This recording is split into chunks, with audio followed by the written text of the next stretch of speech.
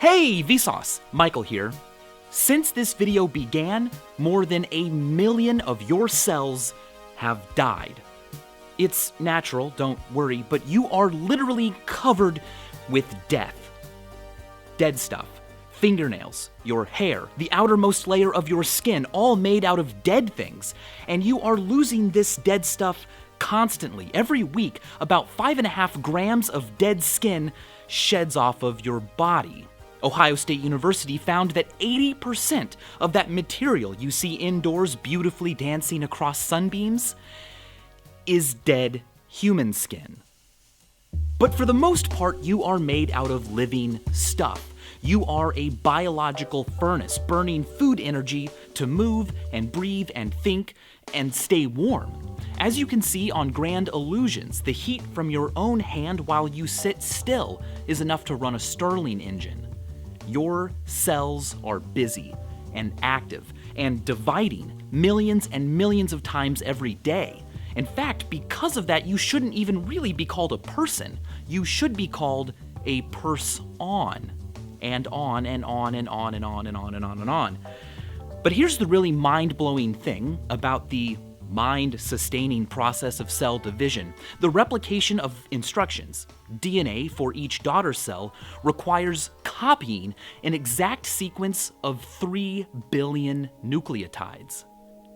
That's a lot. Luckily, our bodies are perfectly happy to do it, but they're not perfect. Every time a single cell in your body divides, the enzymes that synthesize your DNA make 120,000 mistakes. Some of these mistakes wind up being beneficial. Some of these mistakes wind up being harmful, and some are just neutral, they don't make a difference. But if a mistake, a mutation in a cell's DNA, causes the cell to behave abnormally and stimulate its own growth, ignore signals to stop, stimulate the body to give it its own blood supply, potentially multiply forever, and unstick from where it began to spread throughout the body, it becomes a special type of cell.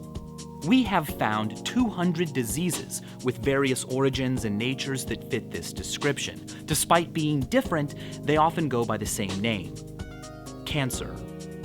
DNA mutations occur randomly in your body, but they can also be inherited or caused by the environment. For example, exposure to ultraviolet radiation from the sun can cause all kinds of damage, including genetic damage. If little or no skin protection is used, the accumulation of all these types of damage can be quite dramatic. This man drove a truck for years, exposing one side of his face to more sunlight than the other.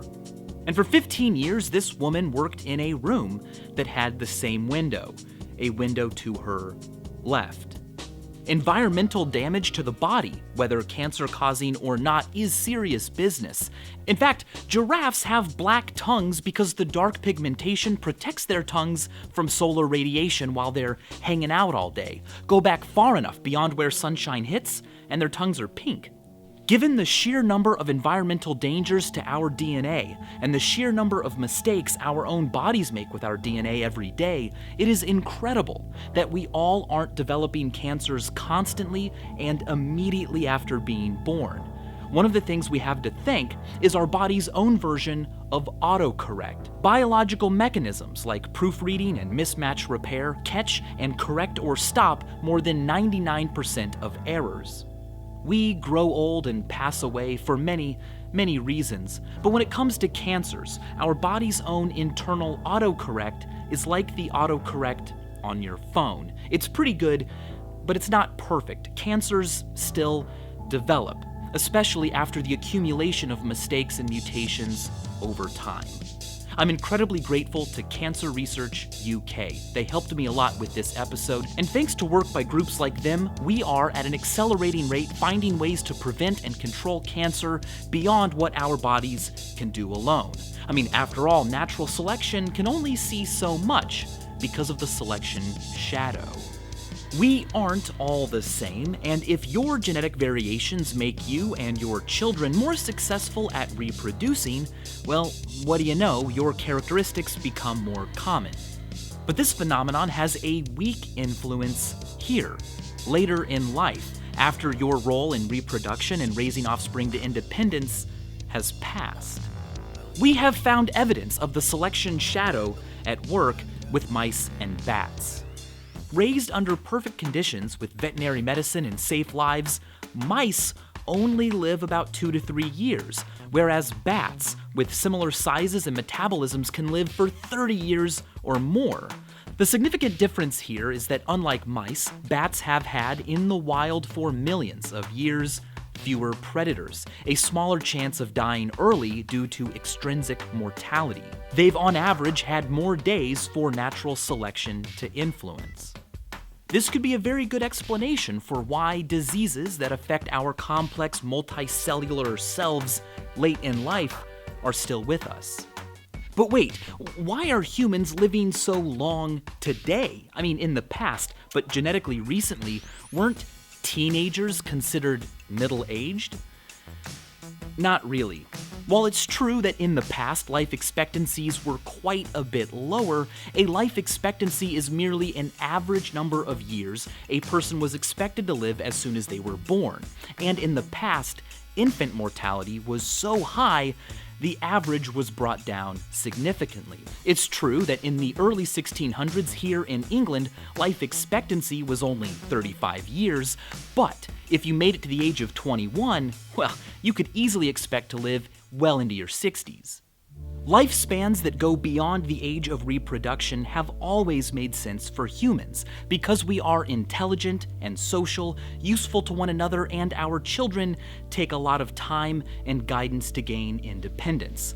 But that just moves the selection shadow ahead. It's still there, suggesting that in the end, our bodies might just be tools our sex cells use to reproduce and grow up to do it again. Nature and time haven't helped our bodies battle late-acting diseases because a chicken is just an egg's way of making another egg. But maybe not for long. Our minds and modern science, technology, engineering, and mathematics are making progress against late-acting diseases. And when it comes to cancers, Cancer Research UK points out that 40 years ago, only 1 in 4 people lived 10 years or longer after being diagnosed. Today, that number is 2 in 4, and they believe that in only 20 years, that statistic could be as high as 3 in 4. Refrigeration and sanitation are tackling stomach cancers caused by infection, vaccines are preventing cervical cancer, anti-smoking campaigns and reductions of obesity and diabetes, and the elimination of cancer-causing chemicals from our everyday lives are giving us an edge. We learn more every single day. The process is slow but steady because cancer is not just one thing. It's unlikely there will ever be a single cure for cancer because there are 200 different types of cancers. But there will be cures and better methods of prevention and detection. Advances are coming from all over. For example, what we have learned about controlling proton beams because of the Large Hadron Collider has reduced the need for special shields during the removal of eye tumors. The statistical surprise that cancers aren't more common in our bodies is a sign that we're involved in a relay race. Natural selection already did some of the work, now it's our turn. When we talk about cancer, we often use the language of war. It's a battle, it's a fight. But the challenge isn't so much a war with winners and losers and surrender as it is a mutiny. We can't help the fact that we are all at sea. Natural selection at least gave us boats, but now we are making where those boats go our decision. And as always, thanks for watching.